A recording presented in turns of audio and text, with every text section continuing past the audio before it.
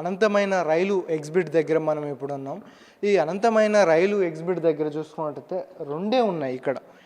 కానీ ఇది అనంతమైన రైలు అని అంటున్నారు. ఇక్కడ అసలు అనంతమైన రైలు ఎట్లా ఉంటుంది ఏందనేది దీని గురించి ఒకసారి ఎక్స్ప్లెయిన్ చేయండి మేడం. సో ఇక్కడ 2 వ్యాగన్స్ ఉంటాయి.